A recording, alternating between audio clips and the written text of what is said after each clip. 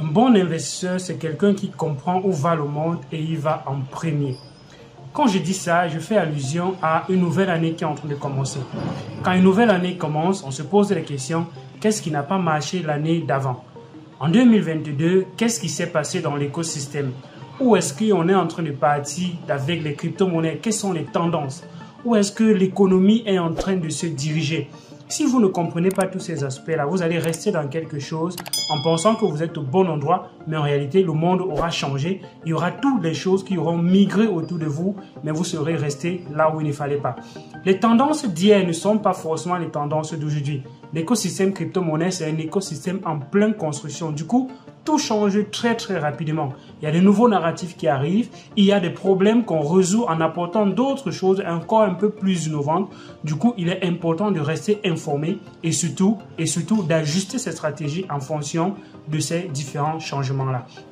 Cette vidéo va te permettre de comprendre les tendances. Où est-ce qu'on est en train de partir? Qu'est-ce qu'il y a le vent en poupe? Où est-ce qu'on se dirige? Pourquoi est-ce qu'on se dirige vers ces endroits-là? Et ça va te permettre d'anticiper et de mieux te positionner pour le bull run qui va arriver prochainement. Le bull run, bien que ce n'est pas certain, bien évidemment, il n'y a personne qui a un boule de cristal, mais d'après les récents cycles, le cycle précédent qui était le cycle drivé beaucoup plus par les utilisateurs, le cycle d'avant c'était beaucoup plus drivé par les développeurs, par les geeks. Or, le cycle suivant, c'est un cycle dont on pense que ça sera drivé par les institutions et le cycle d'après par les gouvernements. Donc, après ces deux autres cycles qui vont arriver, on peut peut-être espérer que la crypto-monnaie sera donc dans une adoption de masse un peu plus globale. Mais bon, allons dans cette tendance-là. Tu vas comprendre, reste jusqu'à la fin de la vidéo, c'est très intéressant. Et ne rate aucune de ces tendances parce que ça va te permettre d'ajuster ton portefeuille au fur et à mesure que tu avances pour te préparer dans ce bull run.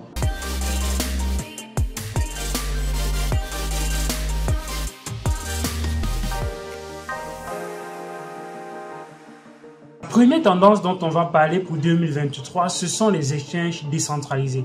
2022 a montré les limites des exchanges centralisés, que ce soit FTX qui a fermé, Voyager, les plateformes centralisées, Celsius, BlockFi et tout ça. Ça a montré comment des plateformes centralisées sont c'est une mauvaise chose pour l'écosystème crypto-monnaie. Je dis et je pèse mes mots. Plein de personnes vont dire c'est intéressant, il y a une économie, c'est vrai, ça aide beaucoup de personnes parce que plusieurs personnes, qu'elles arrivent dans l'écosystème, ils pensent qu'en fait, il n'y a que ces échanges-là, ces endroits-là où on peut échanger les crypto-monnaies. Mais les récentes actions, les récents faits dans l'écosystème nous montrent comment ces échanges centralisés, c'est quelque chose qui n'est pas assez intéressant. Il faudrait toujours avoir des alternatives. S'il n'y a pas d'alternative, alors on est en réalité dans un piège. C'est la raison pour laquelle la blockchain est même née, parce qu'on n'avait pas d'alternative au système financier. Donc les alternatives sont là. En 2019, la finance décentralisée naissait et voyait comme ça l'arrivée des exchanges décentralisés. Depuis un bon bout de temps, on a les leaders dans chaque blockchain. On a un exchange décentralisé qui va leader.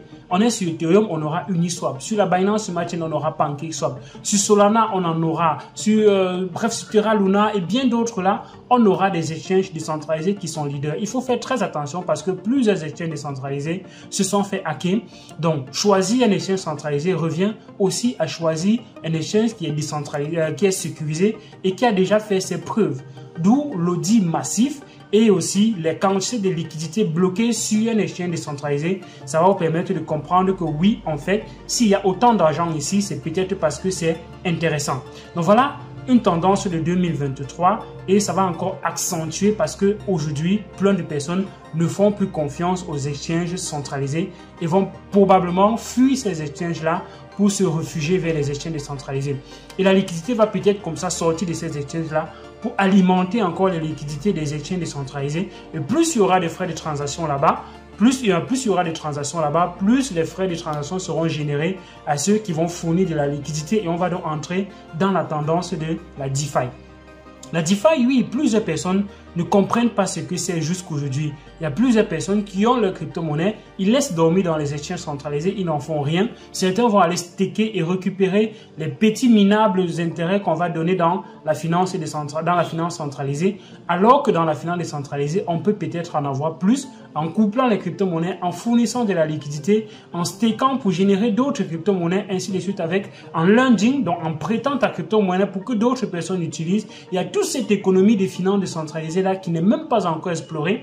Quand on voit par exemple la Total Value Lock, la TVL, dans l'écosystème des crypto-monnaies de façon globale, c'est très insignifiant par rapport à la liquidité qu'il y a dans le marché des crypto-monnaies. Donc, c'est encore bébé, c'est une bébé tendance et cette tendance-là peut encore être accentuée en 2023 et dans les années à venir. La finance a un gros rival aujourd'hui qui est la finance décentralisée. Et certaines tendances montrent même qu'à un moment donné, peut-être les institutions, les gouvernements vont venir s'abreuver auprès de cette finance décentralisée-là, vu que les taux d'intérêt sont même très moindres et moins contraignants par rapport aux taux d'intérêt qui sont fixés par des banques et des organismes assez centralisés.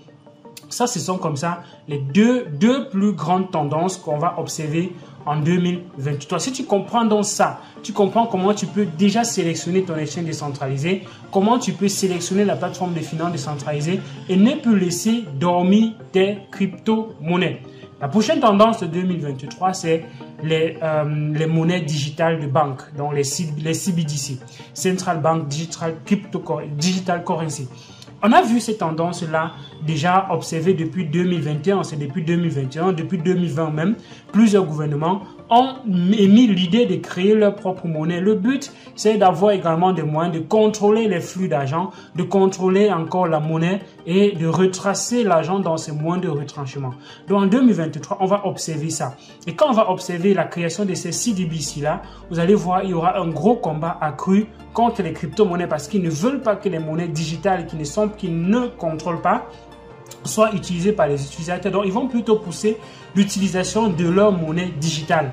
Et vous allez peut-être voir ces monnaies digitales être utilisées dans les finances décentralisées parce qu'une fois que ce sera là-bas, ce sera peut-être tracé par les gouvernements. Donc, on va observer cette tendance-là en 2023 avec les régulations qui sont en train d'arriver. C'est encore la quatrième grosse tendance, ce sont les régulations. Les régulations peuvent être bonnes comme ne pas être bonnes. Aujourd'hui, on est en train de voir comment plusieurs institutions veulent investir dans les crypto-monnaies, mais ils n'arrivent pas à investir parce que le cadre légal ne leur permet pas. Le cadre n'est pas assez intéressant pour eux d'une certaine façon. Et alors, si on a les régulations qui arrivent, comme du côté de la Russie, on est en train de mettre un cadre pour faire en sorte que les transactions entre pays, donc transfrontalières, se fassent en crypto-monnaie. Ce cadre-là peut pousser justement les entreprises, les institutions à investir encore dans les crypto-monnaies. Donc, la régulation peut être bonne comme ne peut être bonne. Certains pays vont émettre les régulations très très dures, très très strictes pour sanctionner les crypto-monnaies et bannir les crypto-monnaies. D'autres pays vont plutôt remettre les régulations pour encadrer les crypto-monnaies et permettre à leur population de profiter de cette tendance-là. C'est le cas par exemple au UK, c'est le cas par exemple du côté du Brésil, c'est le cas du côté de l'Inde, c'est le cas du côté du Venezuela. Donc au fur et à mesure qu'on avance, il y a plein de pays du côté de la SCA par exemple. Au fur et à mesure qu'on avance, il y a des pays qui se positionnent dans les accompagnateurs et dans l'adoption et des crypto-monnaies d'une certaine façon. La prochaine tendance qu'on va observer pendant 2023, il faut faire très attention par rapport à cette tendance-là, c'est ça, la création de bien d'autres crypto-monnaies, de bien d'autres meme coins. Les ICO, il y en aura assez, il y en aura en poupe. Pourquoi? C'est pas fou, c'est tout simplement parce que on sait que les gens sont en train de préparer leur bull run.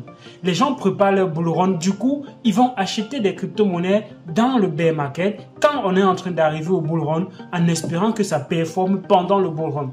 Et c'est là où plusieurs projets vont surfer sur ces vagues-là. Ils vont lancer des projets, ils vont lancer les ICO, les levées de fonds. Et plusieurs personnes vont acheter cela en attendant que ça performe pendant le bull run. Et pendant le bull run, peut-être certains vont performer, d'autres ne vont même pas performer parce que il faut justement voir le narratif des crypto-monnaies qui étaient là avant.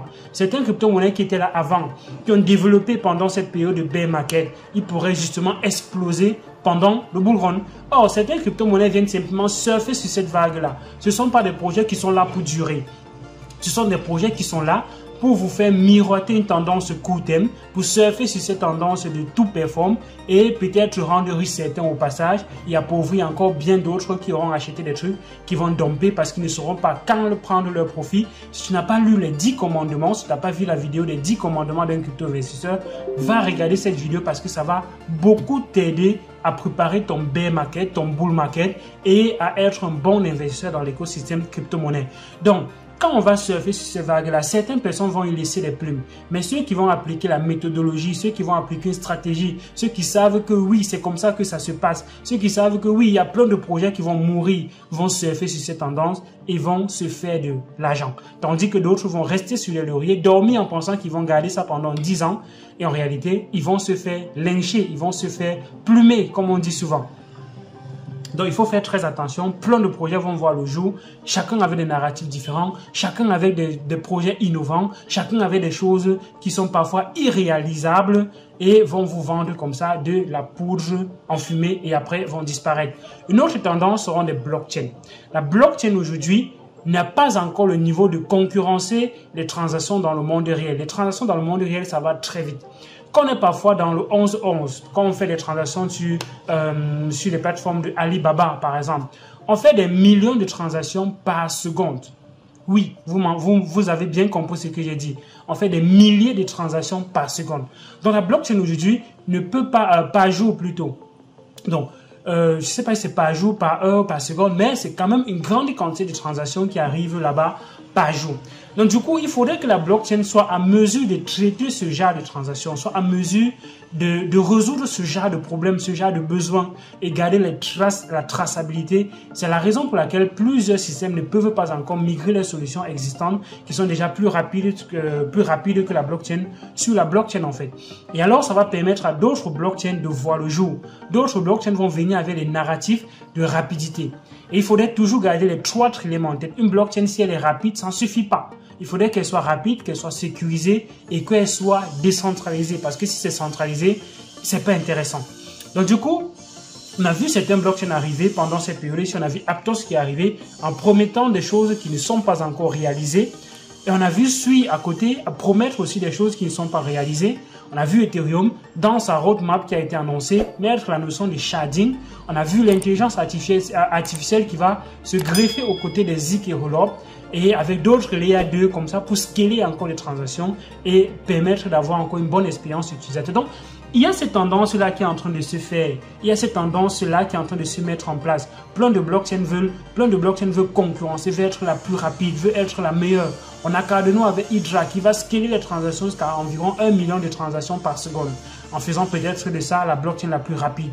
Donc si on comprend ça, et si on comprend où est-ce que le monde est en train de se diriger, où est-ce que le besoin est dans la rapidité, la sécurité et la décentralisation. Donc une blockchain qui va réussir ça, qui sera la plus rapide, la plus décentralisée et la plus sécure, cette blockchain va rafler le marché, bien évidemment, parce que c'est ce qu'on veut et c'est ce qui a été décrit dans le livre de Satoshi Nakamoto, le white paper du Bitcoin. Donc voilà quelques tendances. Les NFT aussi, c'est une tendance qui a largement, pendant cette année, pendant 2022, plusieurs personnes ont compris qu'en fait, les NFT, c'était une tendance. Et il y a plein de projets NFT qui sont morts, c'était normal. Et il y a plein de projets NFT qui ont compris qu'il faut également donner de l'utilité à un NFT. Un NFT, c'est un token. Et un token, c'est parce que ça a une utilité qu'on doit acheter d'une certaine façon. Bien qu'il y a des mêmes coins où on achète simplement parce qu'on veut jouer avec, oui, c'est vrai. Mais un NFT, c'est également comme un token.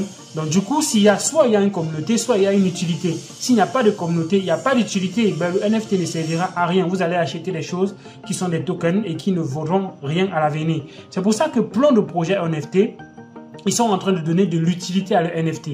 On a vu parfois des marques de voitures récemment proposer des NFT pour les personnes qui achètent leur voiture. Et ces NFT-là ont commencé à être fractionnés et faire en sorte que plusieurs personnes peuvent comme ça posséder un même véhicule et surfer sur cette tendance-là. Donc, voilà des choses qui sont en train de se mettre en place. Les NFT, ça va beaucoup plus être encore adossé à l'utilité. Ça va être adossé à quelque chose qui va apporter de la valeur à l'utilisateur et construire des communautés autour pour faire en sorte que ce soit plutôt bénéfique au lieu d'être simplement quelque chose où les gens voient que les NFT ça ne vaut rien. Les NFT c'est une révolution et ça peut être appliqué à plusieurs autres domaines. Et on va revenir dans d'autres vidéos pour vous expliquer comment est-ce qu'on peut utiliser tous ces différents éléments là et quelles sont les crypto-monnaies qui sont en train de se mettre en place. C'était Elvis Kondo. Dis-moi ce que tu penses de ces différentes tendances là. Laquelle t'intéresse le plus et laquelle va te permettre d'être millionnaire? Like la vidéo, partage la vidéo et permet à d'autres personnes de comprendre ce qui est en train de se passer et où est-ce que le monde des crypto-monnaies est en train d'aller.